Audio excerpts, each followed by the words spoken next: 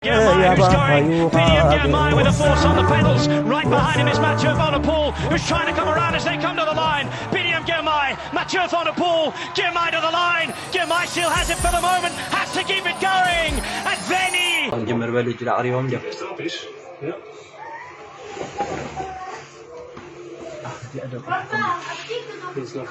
Hansab lukke. Bini mo lokalo. Bini di. Gantu. Bini kana laba. Jamiro. Jamiro bini reo. Lama ka sa kay dulo. Bini mo lok. Mulok bini. Moli ko. Moli ko. Come on Bini. Come on Bini lo makati.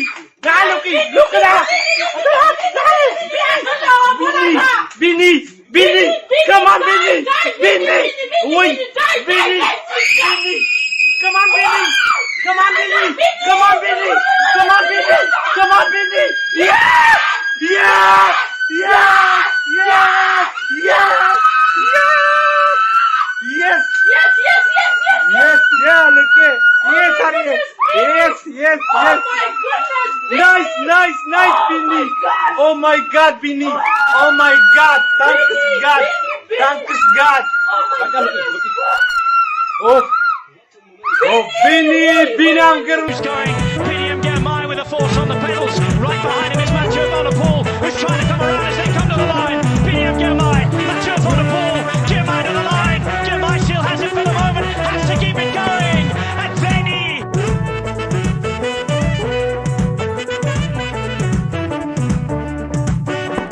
Manilu, بزي عودة وقي ولدي وجيقنا منيلو ستزبل بحري فتري وحيا البحرية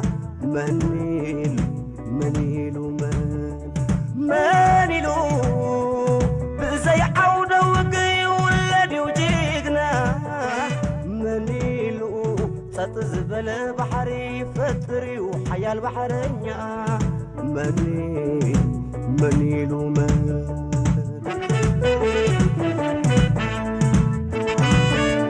مدرخي وحيال سب زفت معبل ونجقنا زفت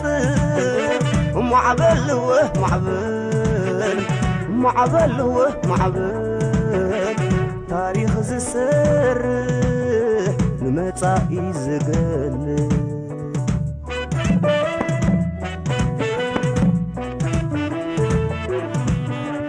نسخة مزنا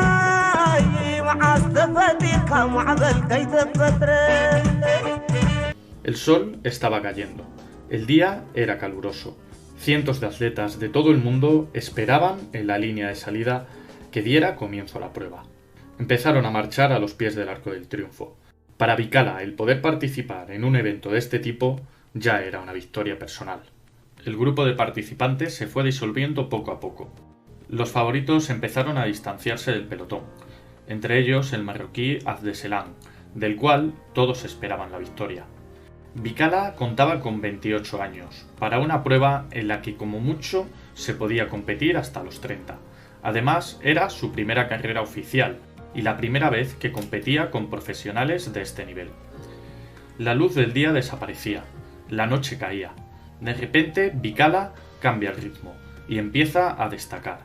La gente clamaba y se preguntaba quién era aquel africano que corría descalzo, mientras su esbelto cuerpo se abría paso por la ciudad eterna.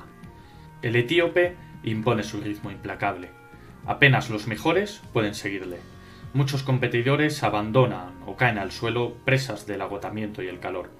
Tras 20 kilómetros excepcionales, solo Bikila y Addis continuaban con posibilidades del oro, habiendo dejado atrás a sus perseguidores, avanzando juntos ante una Roma iluminada, contemplados por siglos y siglos de historia.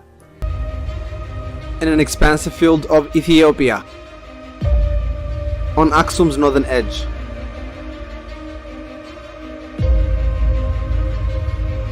stood the city's most renowned surviving monument.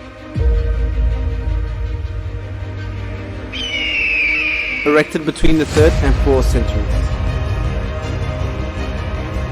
The obelisk of Axum is 24 meters tall. weighing 160 tons. It is ornamented with 2 false doors at the base and features decorations resembling windows on all sides. Arriverà al benessere, alla potenza e alla gloria.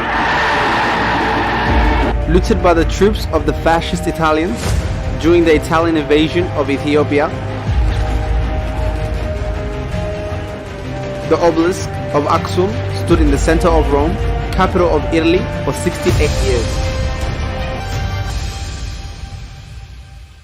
The return of the obelisk of Axum.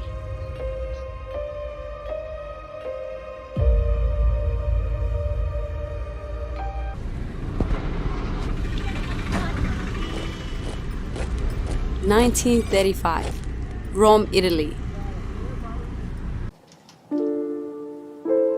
Benito Mussolini gives the orders to invade Ethiopia, aiming to boost Italian national prestige and take revenge for the humiliating loss 40 years ago.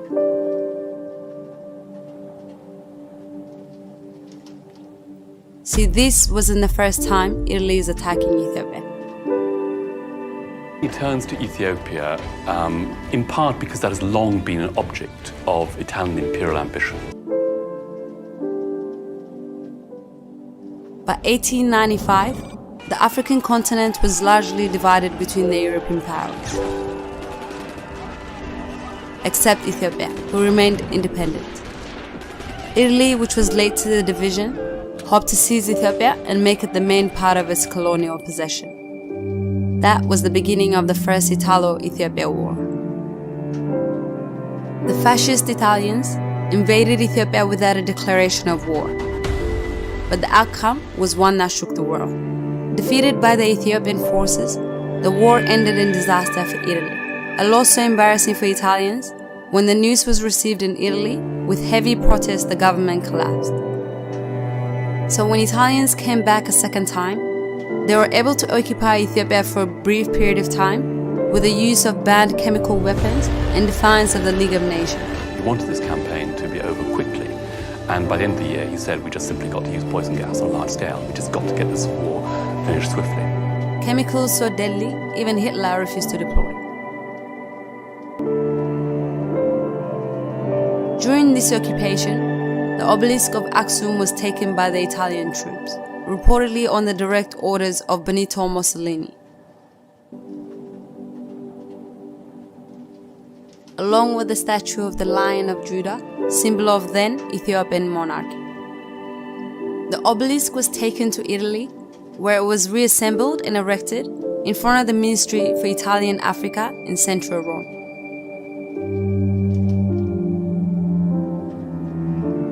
And even though it was the wish of the fascist Italian to rule Ethiopia, This was one of the most brutal campaigns ever waged by colonial power. the outcome for the second battle was the same as the first.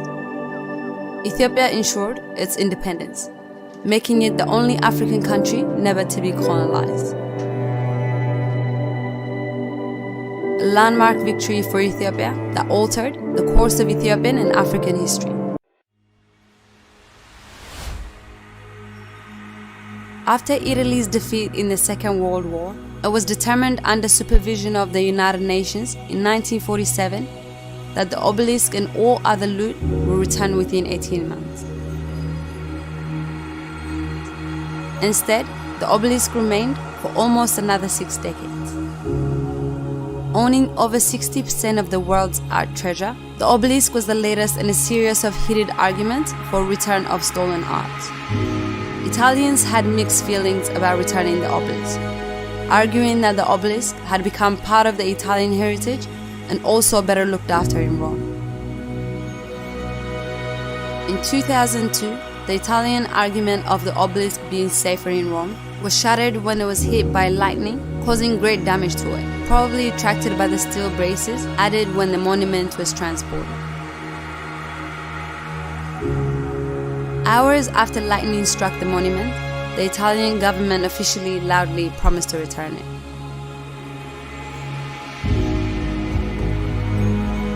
Italy also agreed to pay for the transport of the obelisk by cargo plane and reconstruct it at its original site in Axum.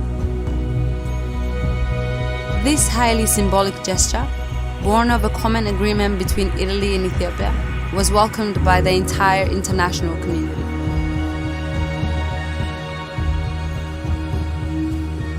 The runway at Axum airport was then upgraded to facilitate the return of the obelisk. It has been described as the largest and heaviest piece of air freight ever carried.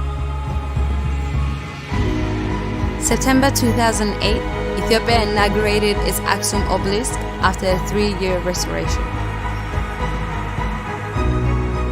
Young and old came to greet this important symbol of Ethiopia's identity and history that showed the engineering skills of ancient Ethiopians.